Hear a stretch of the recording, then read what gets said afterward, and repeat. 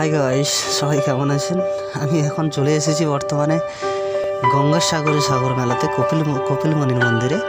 তো খুব সুন্দর লাইটিং দিয়ে সাজিয়েছে, আমি এটা দেখার জন্য এসেছি। তো সবাই বলে একটাই কথা, সব তীর্থ বারবার, গঙ্গা তীর্থ একবার। তো সেই কারণে আমিও চলে এসেছি।